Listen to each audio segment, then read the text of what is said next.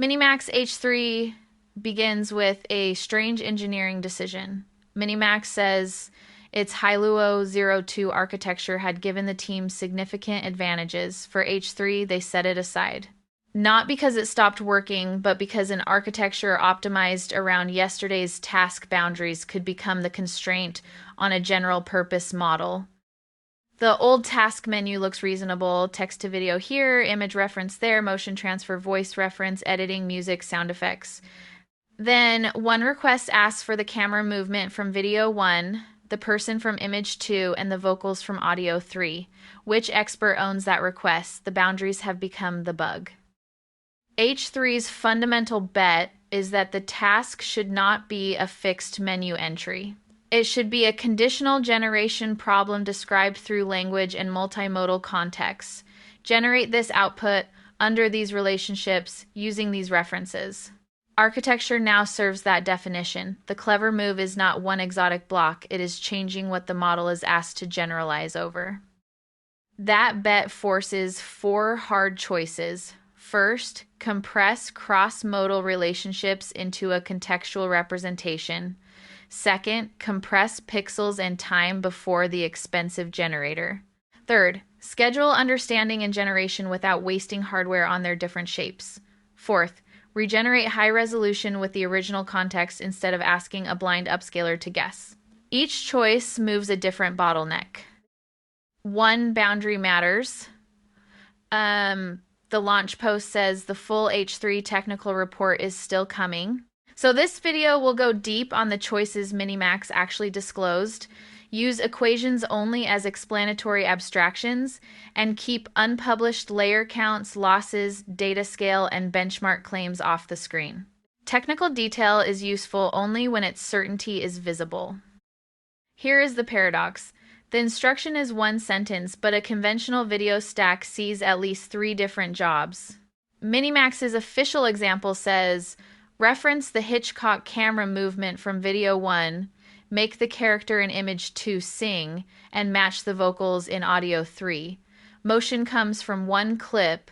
Identity and setting come from one still. Performance and timing come from one soundtrack. The desired output is not any input copied forward. It is a new video defined by the relationships among all 3. The old menu is reasonable when one input determines one task. Text to video starts from a prompt. Image to video preserves a picture.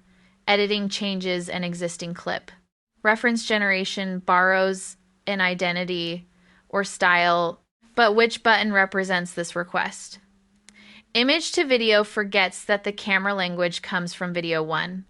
Video editing points at the wrong subject.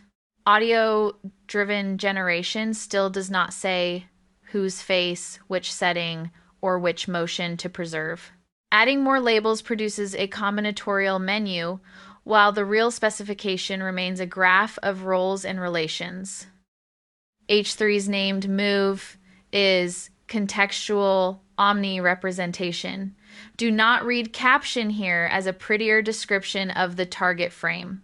The representation must describe context to target relations, relations inside the context, audio to video alignment, and changes across shots. Language becomes an open relations schema. It can say, borrow motion from video 1, preserve the person and cafe from image 2, align mouth motion and phrasing to audio 3, synthesize a fresh audio-visual target. New combinations become new descriptions, not necessarily new task names. Once that intuition is visible, the formal abstraction is compact, p theta of output, conditioned on text, image, video, and audio. This equation does not reveal H3's unpublished topology. It names the interface. Any modality may supply content, motion, timing, sound, or an instruction about another modality. The official output is the receipt. The cafe subject from image 2 performs with the requested camera treatment and vocals. The useful shift is from asking which generator should run, to asking what output is consistent with this described multimodal context. An interface alone is only syntax. H3's second choice is to fuse diverse data types and tasks as early as possible, both in architecture and in training. Why early? If separate specialists learn separate worlds and are joined only at the end, the model can route inputs but may never learn that a camera move in one video can constrain a different subject, or that a vocal phrase must govern lip timing across shots. Mixed pre-training makes those relations part of the base learning problem. MiniMax also says the mixing ratio is key, but publishes neither the ratio nor the curriculum. Rich context is expensive. MiniMax reports that most source material needs around 100,000 inference tokens in its dedicated understanding pipeline, then is distilled to roughly 4,000 tokens on average. By arithmetic, that is about a 25 times reduction in token count. The engineering purpose is not merely shorter captions. A compact relational representation lets the expensive generator consume a bounded summary of identities, events, timing, sound, and shot structure instead of every intermediate understanding token. But the post does not define the token distribution, the exact schema, or a quality curve for this compression. This design buys a cleaner product surface, more composable instructions, and a path for new tasks to arrive as language-described relations. It also creates a sharp risk. Any detail the understanding system fails to name can be lost before generation. Any bias in its captioners can become a bias in what the generator is allowed to notice. And because the exact representation schema, model topology, data mixture, and ablations are not public, we cannot yet tell how robust that bottleneck is. The fundamental H3 choice is therefore precise but bounded. Replace the task menu with a shared, compressed, language-grounded, conditional context, then make the architecture serve that definition. Native 2K video sounds like a resolution problem. Inside a generative model, it is also a sequence problem. Every extra patch across space and every extra moment across time expands the visual representation before the expensive generator can do any reasoning. Preserve everything densely, and detail begins to consume the very sequence budget needed to model the shot. Imagine 4 consecutive frames represented by dense grids. The generator must carry each representation element through an already costly denoising process. Under a fixed token budget, the 4th grid no longer fits. This is the death point. Dense tokens are faithful locally, yet leave too little sequence room for high-resolution video across time. The obvious patch is to downsample harder before generation. The sequence becomes shorter, but small lettering, texture, and edges disappear before the model ever sees them. That saves compute by deleting the target. Keeping a dense 2K grid is expensive. Shrinking the picture defeats the reason for requesting 2K. H3 attacks the pressure point upstream. Its named move is H3 VAE, a completely overhauled tokenizer that compresses the visual and temporal representation before the expensive generator. MiniMax reports improved reconstruction quality and learnability alongside a high compression ratio. The design goal is not simply fewer tokens, it is fewer tokens that still carry useful visual structure. Here is a generic VAE abstraction, not H3's unpublished topology. An encoder maps pixels or video, X, into a compact latent Z equals E of X. A decoder reconstructs X hat equals D of Z. Training pressure must balance compactness against reconstruction fidelity, preserve the information the decoder needs while making Z economical enough for the generator to process. The launch post gives one architectural payoff. H3 VAE delivers a 4 times gain in effective sequence length, substantially cutting training and inference cost and enabling native 2K support. Read that number carefully. It says The representation budget reaches 4 times farther effectively. It does not reveal the latent grid shape, a spatial versus temporal split, or an exact codec ratio. This is the fundamental choice. Move the lossy bottleneck ahead of the most expensive model, then learn which visual information deserves the limited latent space. But the public post provides no rate distortion curve, reconstruction metric, or ablation. One launch frame proves that native 2K output exists, not that every detail survives.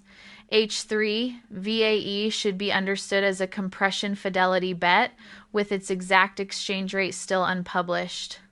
Here is the system's paradox. Making every creative task look like one conditional generation problem does not make the underlying work uniform. Once text, images, video, and audio share a context, one clean task interface can hide radically different sequence lengths and compute demands. MiniMax reports that multimodal context tripled sequence length variance. Variance means the spread between shorter and longer token sequences, not simply a 3 times longer average.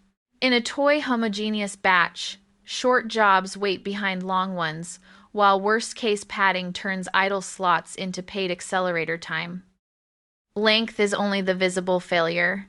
The post also says understanding and generation became markedly more heterogeneous in compute. A context reading phase and a target producing phase can stress hardware differently. Forcing both through one identical lane is simple, but simplicity at the interface has leaked into inefficiency underneath. The obvious extremes both miss the goal. One rigid execution path absorbs every imbalance. Fully separate task models recreate the boundaries H3 is trying to remove. MiniMax says it even set aside the advantageous Hailuo 02 architecture because that complexity did not fit task generalization.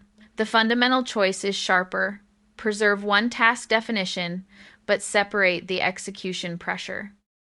The disclosed training architecture separates understanding and generation workloads, tunes hardware utilization for each, and balances 2 scales at once: heterogeneous compute within a sample and load across samples.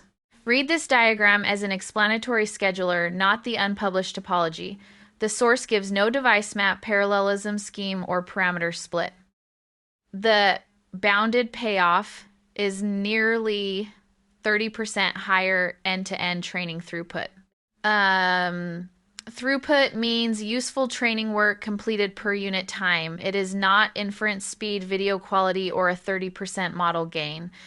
MiniMax does not publish the hardware, baseline configuration, utilization curves, or exact topology, so the number is a reported system result, not a reproducible ablation yet.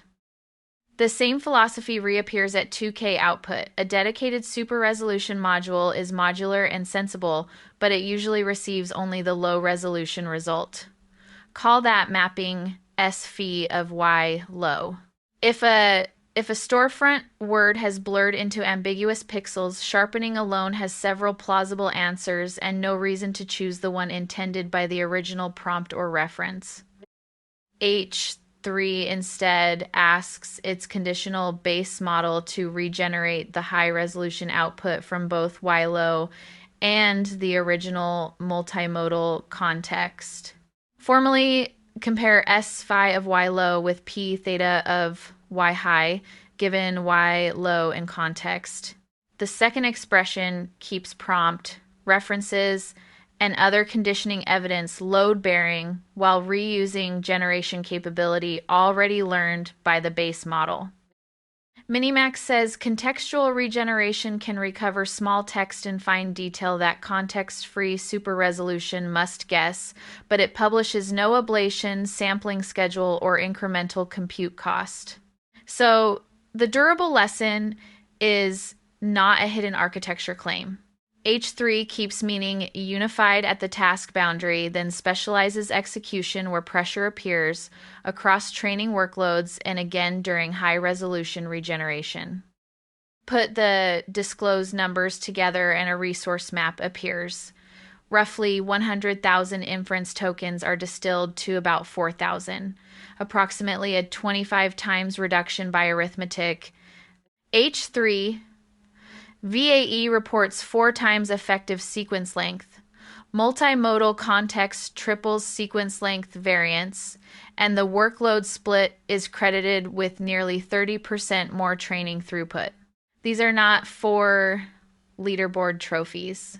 They mark 4 places where generality would otherwise become too expensive. The product envelope is ambitious. Up to 15 seconds, 2K output, native stereo, and launch pricing advertised below 1/3 of mainstream models at 2K. But the comparison set, quality matching, and evaluation protocol are not specified. Treat those as product claims anchored to the launch date, not as a substitute for a named scientific benchmark. The design also exposes its risks. A 4,000 token relational bottleneck can omit nonverbal detail. A high compression tokenizer must protect reconstruction quality. Mixed tasks can interfere when the ratio is wrong. A second generative pass can cost compute or drift from the low resolution draft. And MiniMax itself names stronger understanding, larger scale, and finer visual detail as unfinished work.